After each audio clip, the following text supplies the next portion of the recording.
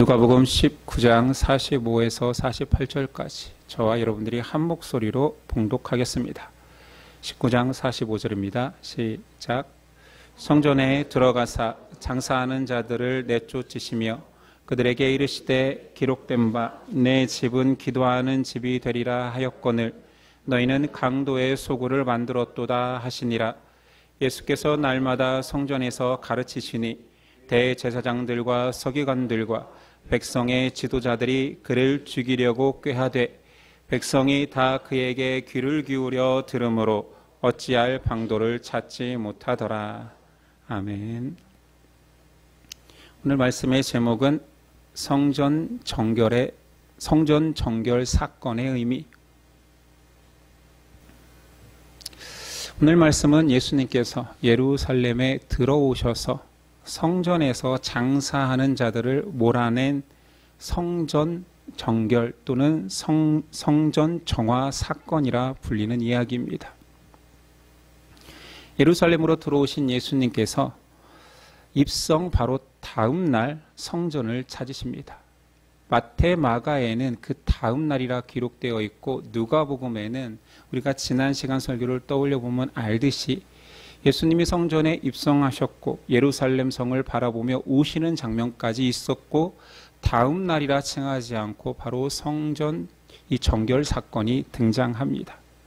아무래도 누가는 예루살렘 성전이 멸망할 것을 눈물을 흘리면서 고백했던 예수님이 그 멸망의 이유를 이 성전 타락의 모습으로 연결지어서 설명하고 싶었던 것 같습니다. 당시 성전은 본연의 거룩한 기능을 상실한 채 종교적으로 가장 높은 위치에 있는 산헤드린 공회원들의 비호 아래에서 여러 가지 매매가 이루어지는 돈벌이 장소로 전락된 상태였습니다. 이를 목격한 예수님은 성전에서 거룩한 분노를 표출하시지요. 이것을 우리는 성전 청결 사건이라 말합니다. 정결 사건이라고도 말하지요. 예수님은 어렸을 때 예루살렘 성전을 부모와 함께 방문한 적이 있습니다. 그때 성전을 칭하기를 누가복음 2장 49절 예수께서 이르시되 어찌하여 나를 찾으셨나이까 내가 내 아버지 집에 있어야 될 줄을 알지 못하셨나이까 하시니 성전은 예수님께서 내 아버지 집이라 칭하였고 기도하는 집이라 칭하였습니다. 그곳에서는 사랑과 하나님이 만남이 이루어지는 기도하며 또한 하나님의 말씀을 묵상하며 하나님을 떠올려야 될 장소임에도 불구하고 지금 장사가 이루어지고 있습니다. 흔히 우리가 이 모습을 성화 같은 그림에서도 많이 보는데 거기에서는 어떤 실내, 기둥이 있는 실내에서 예수님께서 장사하는 사람들을 몰아내는 모습이 있는데 많은 주석가들은 성전, 그 건물 안은 아니고 성전의 큰 바운더리인 뜰, 많은 사람들이 와서 기도하는 그 뜰이 아니겠느냐 합니다. 성전 안에서까지, 그 좁은 성전 안에서까지 막 장사하고 짐승들을 데려오고 그러지는 않았을 것이다. 그래서 성전은 유대인들이 들어올 수 있는 성전에 가장 가까운 뜰이 있고 이방인까지 들어올 수 있는 바운더리 가장 바깥에 있는 이방인의 뜰이 있습니다. 이곳을 모두 다 성전이라 칭하고 이 이방인의 뜰에서 장사하는 자들을 몰아낸 사건을 말합니다. 45절 이하에 성전에 들어가사 장사하는 자들을 내쫓으시며 그들에게 이르시되 기록된 바 내 집은 기도하는 집이 되리라 하였거늘 너희는 강도의 소굴을 만들었도다 하시니라. 평행본문인 마태와 누가복음에는 예수님이 단순히 장사하는 자들을 자 나가십시오. 여기 이런 곳 아닙니다. 나가서 하세요. 이런 것이 아니라 매매하는 자들의 상과 의자를 뒤엎었다. 분노하신 거지요. 아마 소리 질렀을 것입니다. 당장 꺼져. 나가. 안 나가는 자들의 그 모든 장사하는 상들을 엎고 의자를 발로 찼을 수도 있습니다. 그렇게 예수님은 온전히 그곳에서 나타난 분노를 표출하셨지요. 그렇다면 지금 성전에서 매매하는 자들, 장사하는 자들은 무슨 장사를 하고 있는 것입니까? 이스라엘 백성들은 율법에 의해 중앙성소 사상을 가지고 있었습니다. 주요 절기마다 각 전국에 퍼져 있는 회당에서 예배를 드리는 것이 아니라 주요 절기에는 예루살렘 성전, 중앙성전에서 와서 제사를 드려야 했습니다. 그때마다 그들은 율법에 의해 제물을 준비하니 가장 튼튼하고 흠이 없는 양, 염소, 비둘기들을 가지고 긴 여행을 하는데, 문제는 예루살렘 성전에 도착하면 이 짐승들이, 제물들이 상해 있다라는 거죠. 살찐 양을 데려왔는데 여행 동안 차를 타고 실어 오는 게 아니잖아요. 마르기도 하고 상처 입기도 합니다. 제사장들이 보기에 야, 이것은 흠이 없는 제물이 아니잖아. 안 돼. 거절하기 시작하고, 그들이 머리에 꾀를 낸 것은 니네가 직접 가져오지 마. 제물이 상하잖아.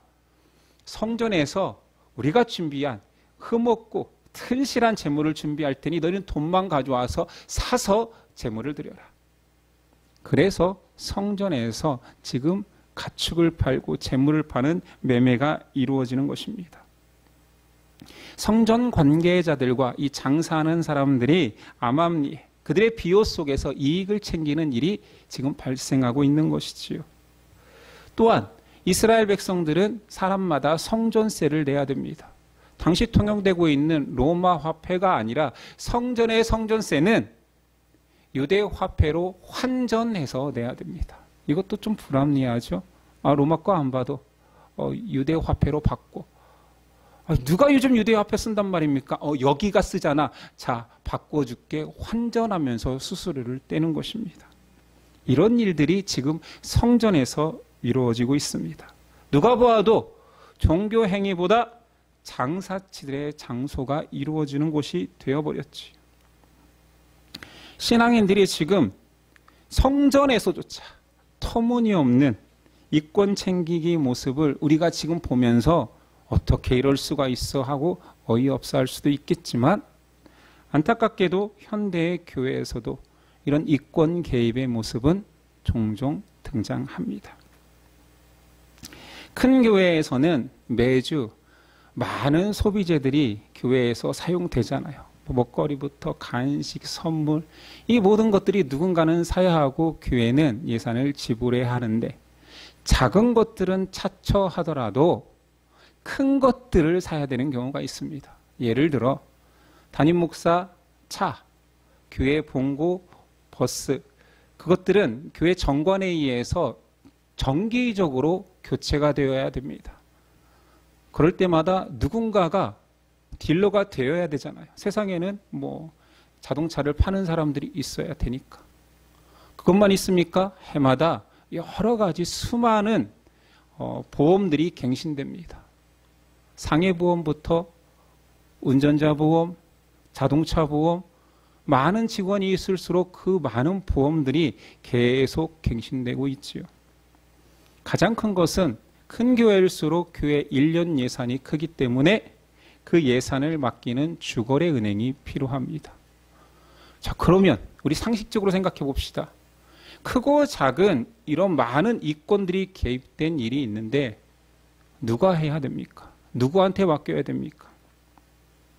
그래서 교회는 합리적으로 해결하기 위해서 항존직에 오른 사람들, 그 직분이 영원히 계속되는 서리집사 말고요, 안수집사, 권사, 장로에 한해서 그 모든 이권을 돌아가면서 챙겨줍니다. 재정장로가 바뀌면 그 재정장로가 편한 주거래 은행으로 모든 재정이 옮겨지는 거지요.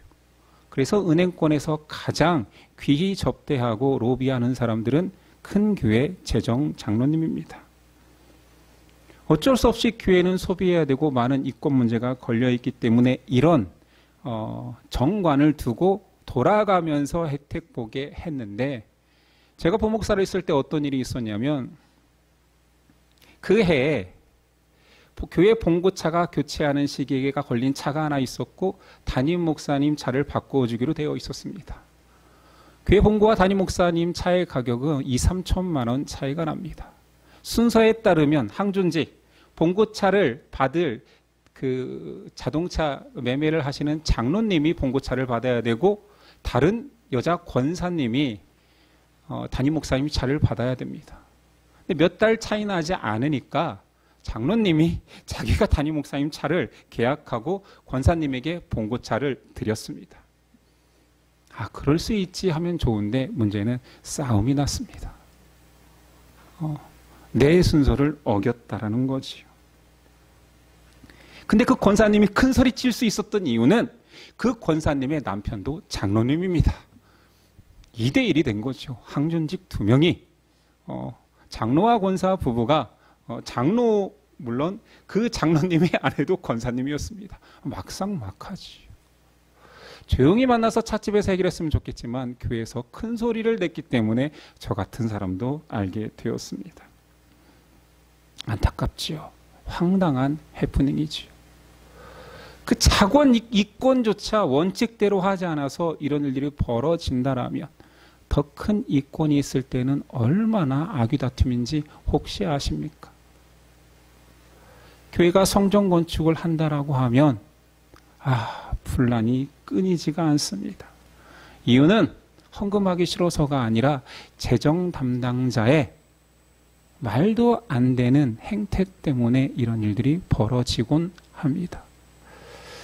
제가 이런 부정적인 이야기를 하는 것은 예나 지금이나 교회 안에 이권을 위해 사는 사람들이 아직도 많다라는 것, 적지 않다라는 이야기를 하고 싶어서입니다. 그러면 밖에서 보는 교회의 이미지는 어떨까요? 저희 아버지가 농사를 짓기 때문에 가끔 일을 돕다가 동네 분들, 품앗이하는 분들과 저를 잘 모르는 분들과도 일을 하게 되면 그분들은 저를 궁금해하죠. 젊은 장년이 평일날 와서 일하니 저희 직업을 묻습니다. 자네는 무슨 일 하는가? 예, 저는 교회에서 목사하고 있습니다. 라고 하면 그분들이 참 여러 번 들었는데 하시는 말씀이 목사 좋지. 목사 대장쯤 되면 중소기업 사장보다 낫다며 이런 얘기를 하십니다. 목사 대장 있습니까? 담임 목사. 지금 제가 대장입니다. 세상에서 볼 때는 담임 목사는 교회의 대장 같은가 봅니다. 열심히 해봐. 뭐 이런 권면으로 끝납니다. 자네도 중소기업 사장 정도는 뭐 돼야지. 뭐 이런 권면인 것 같기도 하고요. 우리 이야기입니다. 물론 교회는 바른 신앙인, 올곧은 믿음을 가진 사람들이 더 많습니다. 그러나 예수님 때도 지금도 신앙보다 자기 만족과 이익에 혈안이 된 사람들도 분명 존재합니다. 예수님께서 교회 성전에 오셔서 그런 자들을 쫓아내신 거지요. 근데 우리가 여기서 유의해야 될 것이 있습니다. 그게 그렇게 1차원적이지가 않습니다. 교회의 흠결이 보이고 교회를 정화하고자 하는 예수님의 열심을 담고자 해서 따라하는 사람들이 존재하지요. 잘못된 것을 바로잡으려고 하는 그 모습은 본받아야 마땅하지만 문제는 그 예수님을 따라하는 행동 속에서 자기 의를 드러내기 위해서, 자기 잘남을 드러내기 위해서 행동하는 자들도 있다라는 거지. 그래서 교회가 어렵다는 거예요. 사람의 본성을 알 수 없기에 그가 정말 교회의 더러운 흠집을 닦아내고 싶어서 하는 열심인지 아니면 자기의 잘남을 드러내고 싶어 하는 건지 구분하기가 어렵습니다. 그래서 기본적으로 교회에 안타까운 일이 있으면 성도는 근심하는 게 맞습니다. 남의 일처럼 여길 수는 없지요. 해결하고자 애쓰며 기도하는 게 맞습니다. 하지만 하나님께서는 누구나에게 교회를 정화시키는 채찍을 주지는 않습니다. 교회가 타락하면 개인들이 할 수 있는 가장 아름다운 행동은 슬퍼하는 것입니다. 나 몰라라 해서도 안 되고 슬퍼하는 것입니다. 그 슬픔을 담아 기도하는 것입니다. 내가 예수님처럼 행동하겠다라고 해서 함부로 우라통을 터뜨렸다가는 교회가 오히려 분열되고 혼란을 야기합니다. 자기가 다 바르기 때문에 우라통을 터뜨리겠지요. 명절마다 자주 있는 사건은 자기가 옳다고 하는 정치 소신을 가지고 가족들과 싸우잖아요. 이쪽도 옳고 이쪽도 옳기 때문에 우라통을 터뜨리는 순간 명절이 아닙니다. 가족이지만 더 차가운 이웃처럼 등을 돌릴 수도 있습니다. 다 조심해야 되잖아요.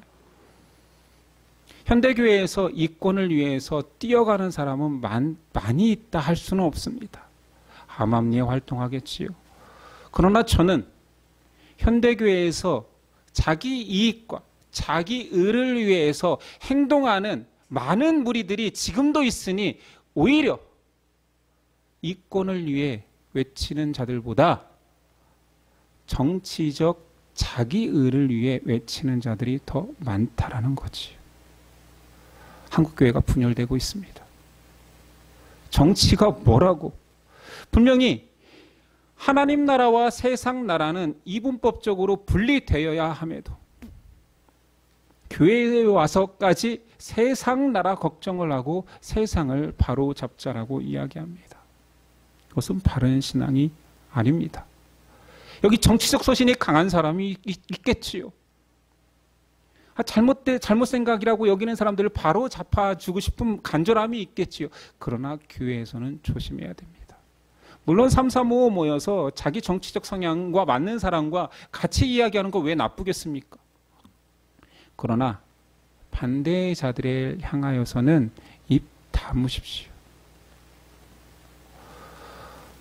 작은 것을 강조하다 큰 것을 잃습니다. 우리는 교회에 정치적, 사회적 진리를 세우기 위해서 사명을 갖는 자들이 아니잖아요. 예전 교회 공동의회만 되면 한 안수 집사님이 정말 사자와 같은 존재감을 드러냅니다. 교회는 이것이 문제고 저것이 문제야. 그러면 많은 성도들이 수근수근합니다. 또 시작했어. 공동회의는 그래서 11시 예배가 끝난 직후에 합니다. 왜일까요? 배고파서 빨리 끝내게 하려고. 근데 그분 때문에 길어지는 거예요. 그래서 심지어 막 나가는 사람, 그분이 발언권을 가지면 나가는 분도 있었습니다. 그분이 그때 주장하는 가장 많이 강조하는 내용은 이런 거였습니다. 성전 건축은 재고되어야 된다. 내가 알아보니, 전문가들에 의해서 알아보니 이 성전 건축을 새로 시작하지 않고 리모델링하면 50년을 더 쓸 수 있다는데 왜 천문학적인 돈을 들여 성전 건축을 하느냐. 근데 이미 공동회의에서 성전 건축하기로 의결이 된 사항이었거든요. 자기 하나 옳다고 주장해봤자 그건 분란밖에 일어나지 않는 거예요. 투표로 결정된 사항조차 반대를 위한 반대를 하는 거죠. 나는 의식이 있다라는 걸 강조하는 것 같습니다. 제가 왜 그런 제 소견을 밝히냐면 그분은 신앙하는 자리에는 나타나지 않습니다. 기도하는 자리에도 없습니다. 예배하는 자리에서도 두각을 드러내지 않는 그분은 오로지 공동의회에서만 사자와 같은 존재감을 발휘하지요. 평소에는 아무것도 하지 않습니다. 그런데 그분하고 얘기해보면 악한 사람은 아니에요. 나는 옳은 것을 강조하는 사람이다 주장합니다. 교회가 어렵지요. 옳은 사람이라니까요. 어떻게 말 못하게 합니까? 입에 재갈을 물릴 수는 없잖아요. 종교개혁자 칼빈은 이렇게 얘기합니다. 교회는 항상 상습적인 위선자들이 외형적인 의식과 헛된 장식용 덮개를 통해 만족을 추구하려 한다 경고합니다. 예수님의 행동을 본받으려 하는 거 귀하지만 흉내내어 자신을 드러내려 하는 자들이 더 위험할 수 있습니다. 교회 얼룩을 자신의 손으로 닦아내고자 하는 마음은 소중합니다. 하지만 그 의도가 하나님을 향한 마음이 아니거나 사람들을 사랑하는 마음이 아닐 때에 위험하지요. 예수님의 의분으로 착각해서는 안 됩니다. 교회를 분열시킵니다. 그러니 이것을 판단하는 것이 얼마나 어렵습니까? 어떤 것이 선한 의도인지 어떤 것이 악한 의도인지. 오늘 예수님께서 성전 정결 이 사건을 하시면서 우리에게 뭘 하라 하는 내용은 없습니다. 이 성전 정결의 의미는 첫 번째는 예수님께서 대제사장 되심을 선언하신 것입니다. 예루살렘을 들어올 때 예수님은 나귀 타고 입성했습니다. 아니 그냥 들어오는 게 차라리 낫잖아요. 백마의 화려한 말을 타고 입성하지 않는 한 새끼 나귀를 타면 더 초라해질 텐데 예수님이 그렇게 하신 이유를 지난 시간 나누었죠. 구약 성경 하나님의 예언 성취와 왕 되심을 인정한, 근데 그 왕 되심이 권력 힘의 왕 되심이 아니라 겸손의 왕이 되심을 선언하기 위함이었습니다. 오늘 예수님께서 수도 예루살렘에서 첫 번째 방문하신 곳에서 하신 그 성전 정결 사건은 내가 이 성전의 최고 지도자 대제사장임을 선언한 것입니다. 최고의 위치에 있으니 잘못된 것을 바로잡을 의무가 있는 거지요. 나가! 더러운 욕망은 당장 떠나라 선언할 수 있는 것입니다. 상인과 잡상인들을 몰아낼 수 있는 권한이 그가 대제사장이기 때문에 가능한 것입니다. 당시에 실제 대제사장이 있었으나 진정한 대제사장은 나다를 선언하는 것입니다. 최고의 지도자이기 때문에 바로 가르쳐야 됩니다. 47절 예수께서 날마다 성전에서 가르치시니 이게 중요한 거지. 니네 몰랐으면 내가 가르쳐줄게. 성전은 이런 곳이 아니야. 예수님은 공생의 시작을 가르침으로 시작했습니다. 회당에 들어가서 이사야의 말씀을 읽으면서 해석해주면서 시작하셨지요. 그리고 예루살렘에 오셔서 수식어가 하나 있으니 한 번 가르친 게 아니라 날마다 성전에서 가르치셨더라. 이 날마다가 왜 중요한지 아십니까? 이 한 주간을 교회에서는 고난주간이라 말합니다. 6월절 지키기 위해서 오신 예수님이 예루살렘에 들어가서 지낸 그 한 주간은 목요일날 십자가를 지는 그 주간이라는 거예요. 아니 목전에서 죽음이 닥치고 그 십자가를 지기로 하신 분이 날마다 성전에서 진리를 선포하신 것입니다. 예수님은 진정한 대제사장으로 성전을 청소하셨고 진리를 가르치십니다. 성전 정결의 두 번째 의미는 예수님의 진면목이 보인다는 거지요. 예루살렘 그 한 주간은 십자가를 지는 고난 주간입니다. 죽기 직전인데 그 위기의 순간에 예수님이 하신 일은 날마다 진리를 선포하십니다. 자신의 처지를 고려하지 않고 자신의 사명을 진리를 당당히 전하고 있습니다. 이게 세상 사람들과의 차이지요. 비교되는 집단이 있으니 종교 지도자들입니다. 예수님은 죽음을 모의하는 자들에서 실제로 죽음의 위기에 닥쳤을 때 진면목을 보였는가 하면 오늘 종교 지도자들은 자기의 이익이 침범당하고 정치적 위기를 닥치니 그들의 본성이 드러나니 저 모든 것들을 야기한 예수를 죽이자 모의합니다. 얼마나 다릅니까? 위기를 대처하는 방식에 의해서 그 사람의 진면목이 드러나는 거지요. 47절 후반절 대제사장들과 서기관들과 백성의 지도자들이 그를 죽이려고 깨하되 생명이 걸렸습니까? 예수님이 그들을 죽이러 왔습니까? 아니요, 이권이 걸렸습니다. 자기 이익이 침범당하고 정치적 자리가 위태해지니 그냥 죽이기로 결정합니다. 48절 백성이 다 그에게 귀를 기울여 들으므로 어찌할 방도를 찾지 못하더라. 그들이 관심 갖는 사람들은 자신의 이익을 가져다 줄 백성밖에 없습니다. 예수님의 영향력이 두려운 것이지요. 거짓된 자는 위기 속에서 이기심이 작동하고 악한 타협을 시작합니다. 여러분이 평온할 때 자신들이 어떤 사람인지 알 수 없습니다.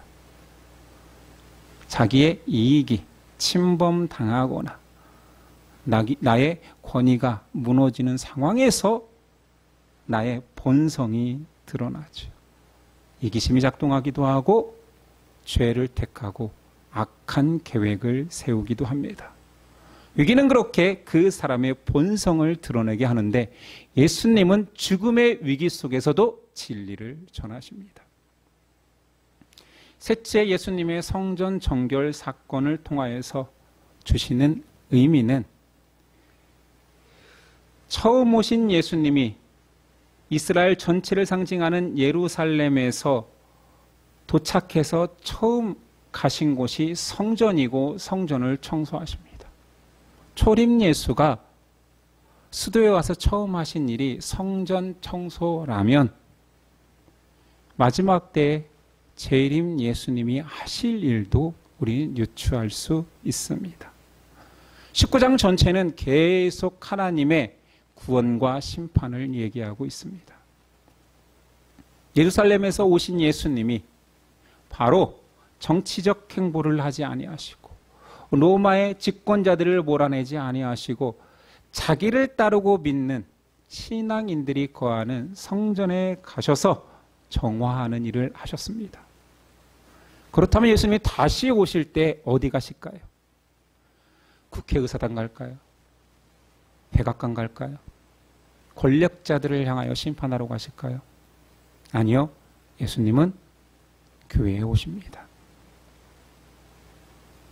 우선 교회를 정결케 하시겠지. 예수님 그러시겠다라고 많이 말씀하셨습니다. 예수님 심판을 얘기하실 때 알곡과 쭉정이를 내가 가를 것이다. 나는 알곡을 모아 내 곡간에 드릴 거야. 양과 염소를 구분할 거야. 참된 성도와 거짓 성도를 하나님의 교회에서 구분하실 것입니다. 자기 백성들은 모아 준비된 하나님 나라에 들어가게 한 이후에 남아있는 모든 자들을 불로 심판하실 것입니다. 성전 정결을 통해 예수님은 어떠한 상황에서도 진리 앞에서 흔들리지 않는 믿음의 본을 보이셨습니다. 계속 말하지만 죽음을 향해 걸어가고 있는 그 주간이었습니다. 죽음이 목전에 닥쳤을 때에도 진리를 바로 세우기 위해서 예수님은 한결같이 진리 안에 서 계셨습니다. 이런 견고함은 제가 설교 중에 여러 번 예화로 썼던 동화 하나가 떠오릅니다. 안데르센 동화에 있는 백조 왕자죠. 제목부터 틀린 것 같은데 어찌됐든 백조 왕자 다 아시죠? 내용을 설명하지 않아도. 백조 왕자들이 주인공이 아닙니다. 그들이 엑스트라죠. 조연입니다. 주인공은 그 11명의 오빠들이 저주를 받아 백조가 되었으니 원래의 신분이 회복되도록 모든 수치와 고난을 감당하는 막내 동생 엘리자 공주입니다. 그녀가 주인공이지요. 그녀는 오빠들의 저주를 풀기 위해 오빠들의 원래의 신분이 왕자직을 회복시키기 위해 침묵하고 온갖 조롱과 심지어 단두대로 향하는 길까지도 자기의 일을 감당합니다. 예수님의 사명과 닮지 않았습니까? 사명감과 닮지 않았습니까? 구원하기 위해서 변명도 필요 없습니다. 하소연도 필요 없습니다. 묵묵히 자기가 해야 될 일을 죽기까지 합니다. 이것이 진리를 걷는 자의 태도 같기에 제가 이 동화를 여러 번 언급하고 좋아하는 것입니다. 사람이 연약합니다. 저도 살아가면서 느끼는 것은 예전에 청년 때는 제가 굉장히 괜찮은 사람인 줄 알고 견고한 사람인 줄 알고 어떠한 상황에서도 저는 진리를 택할 거라 자부심 있게 외치고 다녔지만 나이 들수록 그렇게 안 살겠다가 아니라 자신 없다입니다. 이유는 생각보다 사람이 약해요. 생각보다 사람이 한 가지에 의해서 움직여지지 않고 살아갈수록 내 삶의 방향성에 대한 기준이 많아짐을 느낍니다. 처자식 때문에 못하고 이래서 못하고 보이는 사람들 때문에 못하고 여러 가지 한계를 느낍니다. 오늘 성전에서 쫓겨난 사람들은 괴물들이 아닙니다. 우리 모습의 단면 아닙니까? 성전에서조차 장사하는 무리들, 신앙 안에서조차 복받으려 하는 무리들, 예수님이 오셔도 외면하고 내 이익을 챙기는 자들, 예수님이 목전에서 하지 말라고 좋은 말로 했겠죠. 처음부터 예수님이 아무 얘기도 없이 상을 들어 엎고 의자를 던졌겠습니까? 그러나 예수님이 눈앞에 와도 세리처럼 예수님을 알아보고 삭개오처럼 알아보는 것이 아니라 끝까지 장사하려는 자들, 그리고 그 이익이 무너질 때 하는 행동은 회개하고 그래 내가 잘못했어가 아니라 저 새끼 죽여, 예수님을 죽이려고 모의하는 사람들, 이들은 세상 사람들을 이야기하고 있는 것이 아닙니다. 신앙인들이지요. 몸은 성전에 있으나 마음은 이미 세상에 뺏겨버린 자들이 공동체 안에 존재합니다. 예수님은 이들에게 진리를 선포하십니다. 거기서 쫓겨난 자들이 다 지옥 가는 자들이 아니에요. 깨달은 자도 있겠죠. 아, 그래, 내가 이 행위하면서도 계속 죄의식이 있었어. 내가 생전에서 장사하기 이전에는 이 뜰에서 두 손을 들어 하나님께 간구하고 기도하는 자였는데 내 꼴이 지금 무엇인가 회개하는 자들도 있었겠지요. 다 죽이려고 모의하는 자들만 있지는 않았을 것입니다.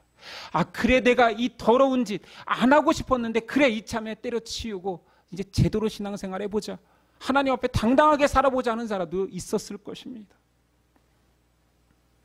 그 모든 기회를 허락하신 분이 예수님인 거예요.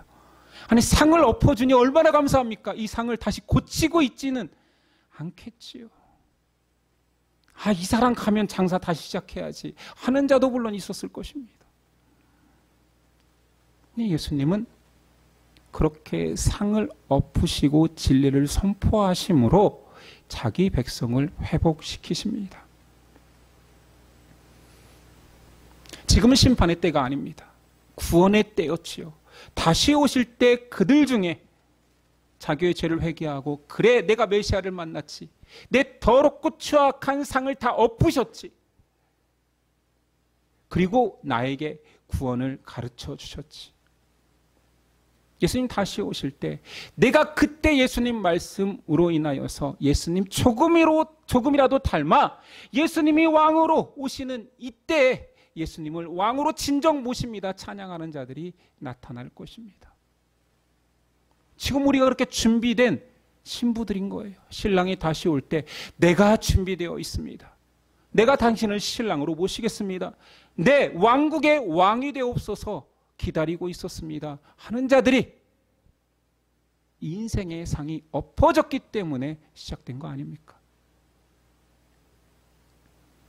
그러나 안타깝게도 모든 자들이 다 하나님의 백성이 되지는 않습니다. 처음 오셔서 성전을 청소하셨습니다. 장사치들을 몰아내셨습니다.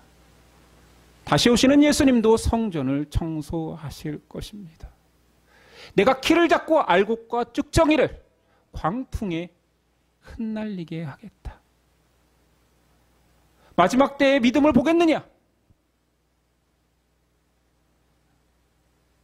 내가 가는 길은 좁은 문이고 좁은 길이다. 찾는 이가 적다. 그날의 가짜 신앙인은 성전에서 쫓겨날 것입니다. 이단이 판치고 있는 이들 놔두어도 괜찮습니다. 그들이 교회까지 침범해도 그냥 놔두어도 괜찮습니다. 예수님이 그들을 가라지를 뽑다가 내 곡식까지 상할까 두렵다 놔두어라 하지 않았습니까? 그렇다고 해서 그들을 옹호하게 하겠다는 얘기가 아니에요. 아니요, 내가 알곡이 되면 되는 것입니다. 가짜 신앙은 예수님이 다시 오실 때 눈 녹듯이 다 사라질 것입니다.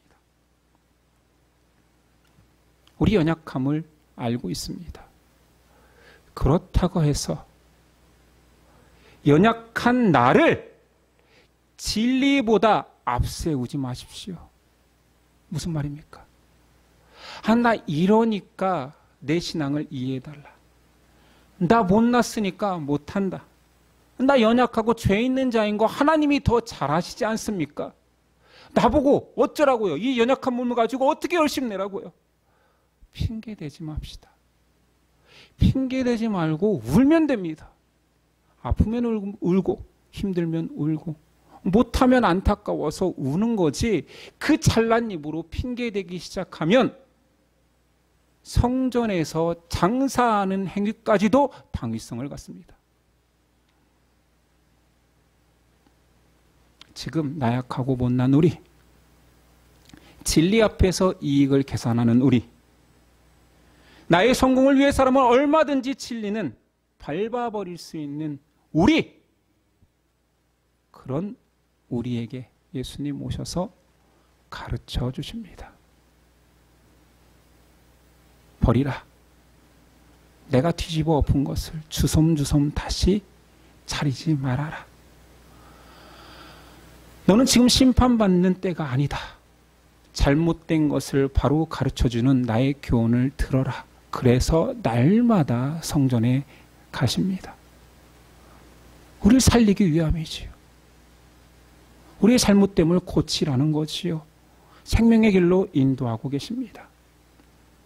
여전히 내 확신보다, 내 이익보다 귀한 예수님의 말씀을 뒷전으로 두는 자들은 위험합니다. 심판의 대상이라는 것을 잊지 마십시오. 우리는 성전뜰에서 기도하는 자로 변화될 것입니다. 예수님의 다시 오심을 기다리는 자로 변화될 것입니다. 우리가 원래 괜찮은 자여서 그런 믿음의 가치를 계속 붙들고 있는 자가 아니라 성전에서 장사하는 무리에 끼어있던 우리들이, 나 하나 잘 사는 거, 내가 다른 사람들보다 잘 사는 것이 더 큰 기쁨이었던 우리들이 변화되어 복음의 가치가 소중한 나가 되었기 때문에 성전에서 기도하고 있는 것입니다. 우리의 약함을 핑계대지 마십시오. 진리보다 내 핑계를 앞세우지 마십시오. 예수님은 죽음의 그 일주일간, 당장 내일 죽는 그 순간까지도 성전에서 진리를 가르치셨습니다. 우리를 구원하기 위함이었지요. 기도하겠습니다.